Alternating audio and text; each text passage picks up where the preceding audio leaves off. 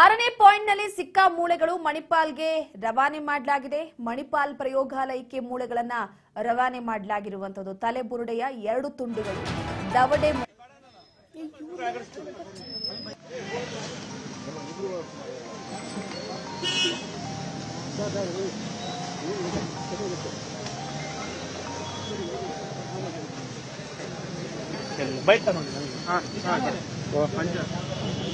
ಮುಗ್ಲು ಅಡ್ಡವಲ್ಲ ರೀ ಕಿಶನ್ ಸರ್ ಸ್ವಲ್ಪ ಸಾಯ್ತು.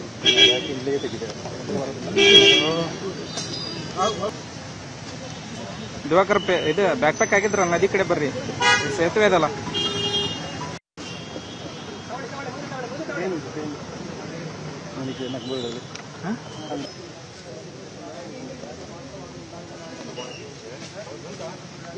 ಓ ದಾದಾ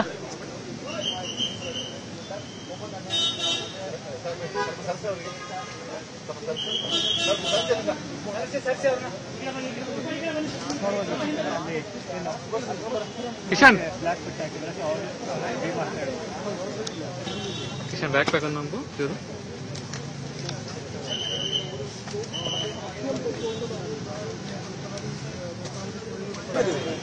ಆ ಕಡೆ ಸರ್ರಿ ಅಳಗಾಡ್ಸ್ಬಿಡೋಣ, ಚೆಕ್ ಆಗುತ್ತೆ.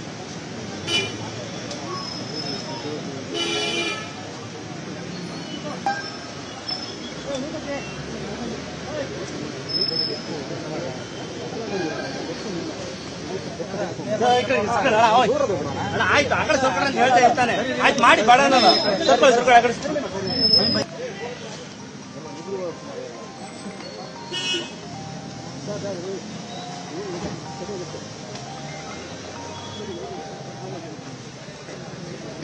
ಬೈಟ್ ಮುಗ್ಲು ಅಡ್ಡವಲ್ಲ ರೀ ಕಿಶನ್ ಸರ್ ಸ್ವಲ್ಪ ಸಾಯ್ತು.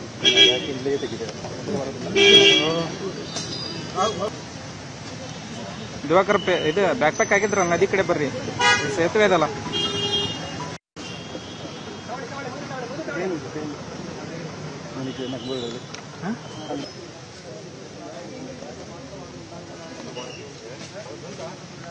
ಓ ದಾದಾ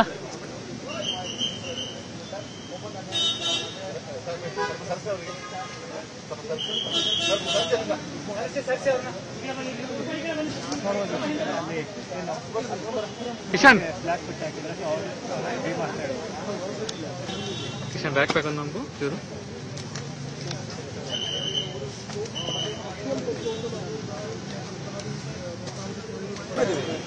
ಆ ಕಡೆ ಸರ್ರಿ ಅಳಗಾಡ್ಸ್ಬಿಡೋಣ, ಚೆಕ್ ಆಗುತ್ತೆ.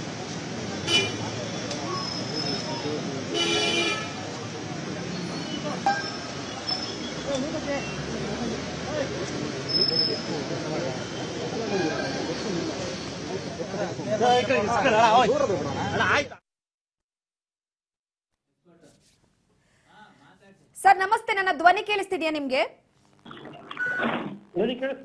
ಎಸ್ ಸರ್, ನೋಡಿ, ಪ್ರಮುಖವಾಗಿ ಧರ್ಮಸ್ಥಳದ ಕೇಸ್ ವಿಚಾರವಾಗಿ ದಿನದಿಂದ ದಿನಕ್ಕೆ ಒಂದಷ್ಟು ಕ್ಯೂರಿಯಾಸಿಟಿ ಜಾಸ್ತಿ ಆಗ್ತಿದೆ ಸರ್. ನಿನ್ನೆ 6ನೇ ಜಾಗದಲ್ಲಿ 2 ತಲೆಬುರುಡೆಯ ಚೂರುಗಳು, ಹಾಗೆ ಒಂದು ದವಡೆ ಮೂಳೆ, ಹಾಗೆ ಹಲ್ಲುಗಳು ಪತ್ತೆ ಆಗಿದೆ ಸರ್. ಅದ್ರ ಮುಖಾಂತರವಾಗಿ ಅದು ಗಂಡೋ ಹೆಣ್ಣೋ ಈ ತರ ಕಂಡುಹಿಡಿಯೋಕ್ ಸಾಧ್ಯನಾ ಅಂತ? ದವಡೆ ಹಲ್ಲಿಂದ ಗಂಡು ಹೆಣ್ಣು ಅಂತ ಕಂಡುಹಿಡಿಯೋದಕ್ಕಿಂತ ಓಕೆ, ಅಸ್ಥಿಪಂಜರ ಸಿಕ್ಕಿದ ಪಕ್ಷದಲ್ಲಿ ಪೆಲ್ವಿಸ್ ಬೋನ್ ಅಂತ ಸೊಂಟದ ಭಾಗದ ಒಂದು ಮೂಳೆ ಏನಿರುತ್ತೆ, ಓಕೆ, ಅದನ್ನ ನೋಡಿ ಗಂಡಸು ಅಥವಾ ಹೆಂಗಸು ಅಂತ ಹೇಳ್ಬೋದು. ಓಕೆ, ಗಂಡಸಿನ ಒಂದು ಪೆಲ್ವಿಸ್ ಬೋನ್ ಏನಿರುತ್ತೆ ಸ್ವಲ್ಪ ನ್ಯಾರೋ ಇರುತ್ತದು, ಹೆಂಗಸಿನ ಪೆಲ್ವಿಸ್ ಬೋನ್ ಓಪನ್ ಆಗಿರುತ್ತದು. ಓಕೆ, ಅದಾದ್ಮೇಲೆ ಗಂಡಸು ಹೆಂಗಸು ಅಂತ ಹೇಳ್ಬೋದು. ಓಕೆ ಸರ್, ಈಗ ಇನ್ನೊಂದು ಕ್ಯೂರಿಯಾಸಿಟಿ ಏನಪ್ಪಾ ಅಂತಂದ್ರೆ, ಈಗ ಒಂದೇ ಜಾಗದಲ್ಲಿ 2 ತಲೆಬುಡೆ ಸಿಕ್ಕಿರುವಂತದ್ದು, ಅಥವಾ ನೆಕ್ಸ್ಟ್ ಉತ್ಖನನ ಮಾಡುವಂತಹ ಸಂದರ್ಭದಲ್ಲಿ 3-4 ಸಿಗಬಹುದು ಅಲ್ಲಿ. ಸೊ ಪ್ರಮುಖವಾಗಿ ಸರ್, ಈಗ ಕಳೆಬರಹಗಳು ಕೆಲವೊಂದು ಕಡೆ ನಾಶ ಆಗಿರ್ಬೋದು, ಅಥವಾ ಅದಕ್ಕೆ ಸಂಬಂಧಪಟ್ಟಂತ ಕೆಲವೊಂದಿಷ್ಟು ಪಾರ್ಟ್ಸ್ ಗಳಂದ್ರೆ ಆ ಮೂಳೆಗಳು ಇರಬಹುದು. ಅದ್ರ ಮುಖಾಂತರನು ನಾವು ಪ್ರಯೋಗಾಲಯದಲ್ಲಿ ಪರೀಕ್ಷೆ ಮಾಡಬಹುದಾ? ಇದು ಒಂದೊಂದಕ್ಕೆ ಚಾಲೆಂಜಿಂಗ್ ಸಿಚುವೇಶನ್ ಇದು. ಓಕೆ, ಅವರು ಸ್ಪಾಟ್ ಅಲ್ಲಿ ಅವ್ರು ಪ್ರಾಪರ್ ಆಗಿ ಡಾಕ್ಯುಮೆಂಟೇಶನ್ ಮಾಡ್ಕೊಂಡು ಫೋಟೋ ವಿಡಿಯೋ ಮಾಡ್ಕೊಂಡಿಲ್ಲ, ಅಥವಾ ಪ್ರಾಪರ್ ಆಗಿ ಬೋನ್ ಗಳನ್ನ ಮಾರ್ಕ್ ಮಾಡಿಲ್ಲ ಅಂತ ಕೇಳಿದ್ರೆ, ಸುಮ್ಮನೆ ಸಿಕ್ಕಿದ ಬೋನ್ ಗಳ ಸುಮ್ಮನೆ ಗೋಳಿಸಲು ತುಂಬಿಸ್ಕೊಂಡ್ ಕೊಟ್ಬಿಟ್ರೆ ಫೋನ್ಸ್ ಕ್ಲಾಸ್ಗಳಲ್ಲಿ ಏನು ಮಾಡ್ಲಿಕ್ಕೆ ಆಗೋದಿಲ್ಲ. ಓಕೆ, ನಾವು ಪ್ರಾಪರ್ ಡಾಕ್ಯುಮೆಂಟೇಶನ್ ಮಾಡಿಟ್ಕೊಂಡು ತಗೊಂಡ್ಬಂದ್ರೆ ಯಾವ ಬೋನು ಯಾವ ಇದಕ್ಕೆ ಸಂಬಂಧಪಟ್ಟಿದ್ದು ಅಂತ ಅವಾಗ ಒಂದು ಹಂತಕ್ಕೆ ಚೆಕ್ ಮಾಡ್ಕೊಂಡು ಹೋಗ್ಬೋದು ಮೇಡಮ್. ಈಗ ಅಗೇನ್ ಡಿಪೆಂಡ್ಸ್ ಅಪಾನ್ ಕೋಆರ್ಡಿನೇಷನ್. ಅಲ್ಲಿ ಗ್ರೌಂಡ್ ಟೀಮು ಮತ್ತೆ ಇಲ್ಲಿ ಫೋರೆನ್ಸಿಕ್ ಸೈನ್ಸ್ ಲ್ಯಾಬೊರೇಟರಿನಲ್ಲಿ ಯಾರು ವರ್ಕ್ ಮಾಡ್ತಾರೆ ಆಫೀಸರ್ಸ್, ಈ ಎರಡರದ್ದು ಕೋಆರ್ಡಿನೇಷನ್ ಬೇಸಿಸ್ ಮೇಲೆ ಎಷ್ಟು ಎಫೆಕ್ಟಿವ್ ಆಗಿ ಅದನ್ನ ಈ ಪ್ರಶ್ನೆಗಳಿಗೆ ಆನ್ಸರ್ ಮಾಡಬಹುದು ಡಿಫೈನ್ ಆಗುತ್ತೆ. ಓಕೆ ಸರ್, ಈಗ ಮತ್ತೊಂದೇನಪ್ಪಾ ಅಂದ್ರೆ ಈಗ ಆಲ್ರೆಡಿ ಈಗ ಕೇಳಿ ಬಂದಿರುವಂತದ್ದು ಮಹಿಳೆಯರ ಮೇಲಿನ ಅತ್ಯಾಚಾರ ಹಾಗೆ ಅಸಹಜ ಸಾವು ಪ್ರಕರಣ ವಿಚಾರವಾಗಿ ಸರ್ ಧರ್ಮಸ್ಥಳದಲ್ಲಿ ನಡೀತಾ ಇರುವಂತ ಕೇಸ್. ಸರ್, ಈಗ ಯಾವುದೇ ಒಬ್ಬ ಮಹಿಳೆಯ ಮೃತದೇಹದ ಅಸ್ಥಿ ಪಂಜರ ಕಳೆಬರಹ ಸಿಕ್ತು, ಅದರ ಮೇಲೆ ಏನಾದ್ರೂ ದೌರ್ಜನ್ಯ ಆಗಿದೆ ಇಲ್ವಾ, ಇಲ್ಲ ಅಂತಂದ್ರೆ ಆಕೆ ಅಸಹಜ ಸಾವು ಈ ರೀತಿಯಾದಂತ ವಿಚಾರ ಕಂಡುಹಿಡಿಬಹುದಾ ಅಂತ? ಅಸಹಜ ಸಾವು ಅಥವಾ ಅಸಹಜ ಸಾವು ಅಂತ ಕೇಳಿದ್ರೆ ಯೂಶಲಿ ನಾವೇನ್ ಮಾಡ್ತೀವಿ, ಈ ಕುಡ್ ಬಿ ಮರ್ಡರ್ ಅಂತಾನೋ ಅಥವಾ ಸುಸೈಡ್ ಅಂತ ನೋಡ್ಬೇಕಿರುತ್ತೆ, ಆಕ್ಸಿಡೆಂಟ್ ಅಂಡ್ ಡೆತ್ ನೋಡ್ಬೇಕಿರುತ್ತೆ. ಅದೇ ಒಬ್ಬ ವ್ಯಕ್ತಿ ಸಾಯ್ಬೇಕಾದ್ರೆ ಅವ್ನಿಗೇನೋ ಫಿಸಿಕಲ್ ಇಂಜುರಿ ಇತ್ತ, ಹೊಡೆದು ಸಾಯಿಸಿರೋದ, ಹೊಡೆದಾಗ ಯಾವ್ದು ಮೂಳೆಗಿಳೆ ಮುರಿದಿದ್ಯಾ, ಆ ಪ್ರಶ್ನೆಗಳು ನೋಡ್ತಾ ಹೋದಾಗ ಈ ಒಂದು ಅಸ್ಥಿ ಪಂಜರ ಸಿಕ್ಕಿದೆ, ಅದರ ಆಧಾರಿತವಾಗಿ ಒಂದು ಅನಾಲಿಸಿಸ್ ತಗೋಬಹುದಿದೆ.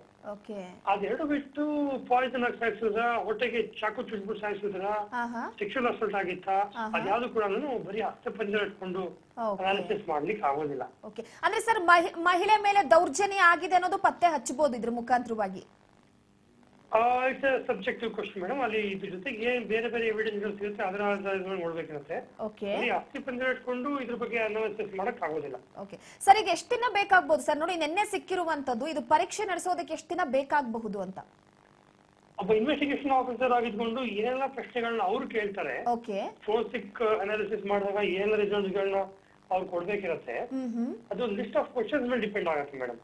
ಸಾಧಾರಣವಾಗಿ ಒಂದು 25-30 ದಿನದೊಳಗಡೆ ಒಂದು ಅಸ್ಥಿ ಪಂಜರದ ಒಂದು ಅನಾಲಿಸಿಸ್ ಅಥವಾ ಎಕ್ಸಾಮಿನೇಷನ್ ಏನಿದೆ ಅದು ಮುಗಿಬಹುದು. But subjective to the nature of case in this case. ಹಾಗಿದ್ರೆ ಈಗ ತೆಗೆದುಕೊಂಡು ಹೋಗಿರುವಂತ ಕೆಲವೊಂದಿಷ್ಟು ಅಸ್ಥಿ ಪಂಜರದ ಮೂಳೆಗಳ ವಿಚಾರವಾಗಿ ಇಟ್ಸ್ ಟೇಕನ್ ಟೈಮ್ ಅಂತ ಹೇಳ್ತಿದ್ದೀರಾ ನೀವು? ಹೌದೌದು. ಒಂದು ವಾರ 2 ವಾರ ಹಿಡಿಬಹುದು, ಇನ್ನು ಸ್ವಲ್ಪ ಜಾಸ್ತಿ ಹಿಡಿಬಹುದು, ಇನ್ನು ಜಾಸ್ತಿ ನೇಚರ್ ಆಫ್ ಸ್ಯಾಂಪಲ್ ಅಲ್ಲ. ಅದು DNA ಎಕ್ಸ್ಟ್ರಾಕ್ಷನ್ ಗೆ ಆಗಲಿ ಅಥವಾ ಬೋನ್ ಫರ್ದರ್ ಎಕ್ಸಾಮಿನೇಷನ್ ಮಾಡ್ಲಿಕ್ಕೆ ಆಗಲಿ ಇಟ್ ಕುಡ್ ಬಿ ಸಬ್ಜೆಕ್ಟಿವ್. ಅದು ಇಟ್ ವಿಲ್ ಟೇಕ್ ಅರೌಂಡ್ ಒಂದು 25-30 ದಿನ ತನಕ ಟೈಮ್ ತಗೋಬಹುದು. ಮಿನಿಮಮ್ ಅಂದ್ರೆ 1 ತಿಂಗಳು ಹಿಡಿಯುತ್ತೆ. Thank you sir, thank you ಪಣಿಂದ ಅವರ ಮಾತನಾಡಿ. ನೋಡಿ, ಪ್ರಮುಖವಾಗಿ ಒಂದು ಕ್ಯೂರಿಯಾಸಿಟಿ ಇರುವಂತದ್ದು ಹೇಗಪ್ಪ ಅಂತಂದ್ರೆ ಕೆಲವೊಂದಿಷ್ಟು ವಿಚಾರವಾಗಿ ಈಗ ಸತ್ತು 2-3 ವರ್ಷ 10 ವರ್ಷ 15 ವರ್ಷ ಬೇಡ ರೀ, ಸುಮಾರು 2 ವರ್ಷದ ಹಿಂದಕ್ಕೆ ಹೋಗೋಣ. ನಾವು ಈ ಈಜಿಪ್ಟ್ ನಾಗರಿಕತೆ, ಸಿಂಧೂ ನಾಗರಿಕತೆ, ಹರಪ್ಪ ನಾಗರಿಕತೆ ಎಷ್ಟೋ ಉತ್ಖನನ ಮಾಡುವಂತಹ ಸಂದರ್ಭದಲ್ಲಿ ಆ ಮಮ್ಮಿ ಅಂತ ಕರೀತಾರೆ ಈಜಿಪ್ಟ್ ಕಡೆ. ಅದ್ರ ಜೊತೆಗೆ ಇನ್ನೊಂದೇನಪ್ಪ ಅಂತಂದ್ರೆ ಹರಪ್ಪ ನಾಗರಿಕತೆ, ಈ ಸಿಂಧೂ ನಾಗರಿಕತೆ ಸಂದರ್ಭದಲ್ಲಿ ಅಲ್ಲಿ ಹುದುಗಿ ಹೋಗಿರುವಂತ ಎಷ್ಟೋ ಮಾನವನ ಮೃತದೇಹದ ಅಸ್ಥಿ ಪಂಜರಗಳು ಹಾಗೆ ಪ್ರಾಣಿಯ ಅಸ್ಥಿ ಪಂಜರಗಳು ಸಿಕ್ಕಿದೆ. ಈಗ ಈಜಿಪ್ಟ್ ನಲ್ಲಿ ಹಿಂದೆ ಮೊಸಳೆಗಳನ್ನ ಸಾಮೂಹಿಕವಾಗಿ ಸಮಾಧಿ ಮಾಡಲಾಗಿತ್ತು, ಅದರ ಕಳೆಬರಗಳು ಸಿಕ್ಕಿದ್ದು, ಮನುಷ್ಯನ ಮಮ್ಮಿ ಅದು ಕೂಡ ಸಿಕ್ಕಿತ್ತು. ನೋಡಿ, ಆಗಿನ ವೈಜ್ಞಾನಿಕ ಪದ್ಧತಿ ಏನು ಕೂಡ ಇರಲಿಲ್ಲ, ಆಗಿನ ಪದ್ಧತಿಯೇ ಬೇರೆ ಇತ್ತು. ಈ ತರ ನಾವು ಇಂಗ್ಲಿಷ್ ಮೆಡಿಸಿನ್ ಗಳಿಗೆಲ್ಲ ನಾವು ಅವಲಂಬಿತರಾಗಿದ್ದೀವಿ, ಆಗ ಆತರ ಇರ್ಲಿಲ್ಲ. ಆ ದೇಹವನ್ನ ಕಾಪಾಡುವಂತ ವಿಚಾರಕ್ಕೆ ಸಂಬಂಧಪಟ್ಟಂತೆ ಏನೇನೋ ಬಳಸಲಾಗಿತ್ತು. ಈಗಲೂ ಕೂಡ ಈಜಿಪ್ಟ್ ನಲ್ಲಿ ಸಿಗುವಂತಹ ಮಮ್ಮಿಗಳನ್ನ ನಾವು ನೋಡ್ಬಿಟ್ರೆ ಅದು ಅವರ ಮುಖದ ಚಹರೆ ಹಾಗೆ ಇದೆ ಅಷ್ಟರ ಮಟ್ಟಿಗೆ. ಸೊ 2000 ವರ್ಷ 3000 ವರ್ಷ ಸುಮಾರು 500 ವರ್ಷಗಳ ಹಿಂದೆ ಸತ್ತಿರುವಂತವರ ಮೃತದೇಹದ DNA ಇವ್ರ ಗಂಡೆ ಇವ್ರ ಹೆಣ್ಣೆ ಅಂತ ಪರೀಕ್ಷೆ ಮಾಡಿ ದೃಢಪಡಿಸುವಂತಹ ಈ ಕಾಲಮಾನದಲ್ಲಿ ಸುಮಾರು 10 ವರ್ಷ 15 ವರ್ಷ ಅಥವಾ 2 ವರ್ಷ 3 ವರ್ಷದ ಹಿಂದೆ ಸತ್ತಿರುವಂತವ್ರು ಇದು ಗಂಡೆ ಇದು ಹೆಣ್ಣೆ ಇದು ದೌರ್ಜನ್ಯ ಆಗಿರುತ್ತೆ ಅನ್ನುವ ವಿಚಾರಕ್ಕೆ ಸಂಬಂಧಪಟ್ಟಂತೆ ಯಾಕೆ ದೃಢಪಡಿಸೋದಕ್ಕೆ ಸಾಧ್ಯ ಆಗಲ್ಲ? ಖಂಡಿತವಾಗ್ಲೂ ಆಗುತ್ತೆ. ಈಗ ಆಲ್ಮೋಸ್ಟ್ ನೋಡಿ 1 ರಿಂದ 7 ಕೂಡ ಉತ್ಖನನ ನಡೆದಿದೆ. ಆ ಉತ್ಖನನದಲ್ಲಿ ಸಿಕ್ಕಿರುವಂತದ್ದು 6ನೇ ಜಾಗದಲ್ಲಿ ಮಾತ್ರ 2 ತಲೆಬುರುಡೆಯ ಚೂರುಗಳು, ಅದಾದ ನಂತರವಾಗಿ ದವಡೆ ಮೂಳೆ, 5 ಹಲ್ಲು, 2 ತೊಡೆ ಮೂಳೆಗಳು ಮಣಿಪಾಲ್ ಪ್ರಯೋಗಾಲಯಕ್ಕೆ ರವಾನೆ ಮಾಡಲಾಗಿದೆ. ಸೊ ಇದ್ರ ಮುಖಾಂತರವಾಗಿ ಈಗ ನಮ್ಮ FSL ತಜ್ಞರು ಹೇಳಿದ ಪ್ರಕಾರವಾಗಿ ನೋಡಿ ಸುಮಾರು ಟೈಮ್ ತಗೊಳುತ್ತಿದೆ, 1 ತಿಂಗಳು ಇಡಬಹುದು. ಸಡನ್ ಆಗಿ ನಾವು ಹೇಳೋದಕ್ಕೆ ಸಾಧ್ಯ ಇಲ್ಲ. ಅದು SIT ಅಧಿಕಾರಿಗಳು ಅಥವಾ ಅಲ್ಲಿರುವಂತಹ ಅಧಿಕಾರಿಗಳು ತಮಗೆ ಬೇಕಾಗಿರುವ ಪ್ರಶ್ನೆಗಳನ್ನ ಅಲ್ಲಿ ಕೇಳಿದ್ರೆ, ಮಾಹಿತಿಯ ವಿಚಾರವಾಗಿ ಕೇಳಿದ್ರೆ ಅದರ ಮುಖಾಂತರವಾಗಿ ನಾವು ಕೂಡ ನಡೆಸ್ತೀವಿ ಅನ್ನುವಂಥದ್ದನ್ನ ಹೇಳಿದ್ರು. ಸೊ ಎಲ್ಲೋ ಒಂದು ಕಡೆ ದಿನದಿಂದ ದಿನಕ್ಕೆ ಕುತೂಹಲ ಜಾಸ್ತಿ ಆಗ್ತಿರುವಂತಹ ಹಿನ್ನೆಲೆಯಲ್ಲಿ ಸದ್ಯಕ್ಕೆ ಈ ಬುರುಡೆ ರಹಸ್ಯ, ಅಕಸ್ಮಾತ್ ಮಹಿಳೆಯ ಮೇಲೆ ದೌರ್ಜನ್ಯ ಆಗಿದ್ರೆ ಇಲ್ಲ ಆತನಿಗೆ ಯಾವ್ದಾದ್ರು ಕೈಕಾಲಿಗೆ ಇಂಜುರೀಸ್ ಆಗಿ ಸತ್ತಿದ್ರೆ, ಸೊ ಈ ತರ ಬಲಾತ್ಕಾರದ ವಿಚಾರವಾಗಿ ಕಂಡುಹಿಡಿಬಹುದು, ಆದ್ರೆ ಇನ್ನ ದೌರ್ಜನ್ಯದ ವಿಚಾರವಾಗಿ ಸ್ವಲ್ಪ ಕಷ್ಟಕರವಾಗುತ್ತೆ. ಆದ್ರೆ DNA ಮುಖಾಂತರವಾಗಿ ಇಂತಹದ್ದೇ ಅಂತ ಪತ್ತೆ ಹಚ್ಚಬಹುದು ಅನ್ನೋ ವಿಚಾರಕ್ಕೆ ಸಂಬಂಧಪಟ್ಟಂತೆ ಹೇಳಿಕೆ ಕೊಟ್ಟಿದ್ದಾರೆ.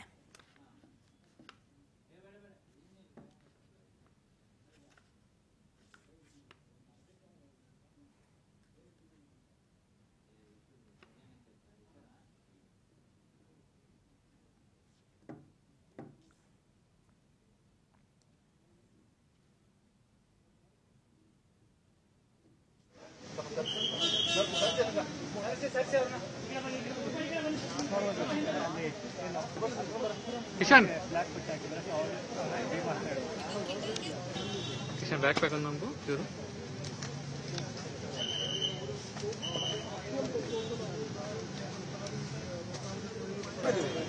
ಆ ಕಡೆ ಸರಿ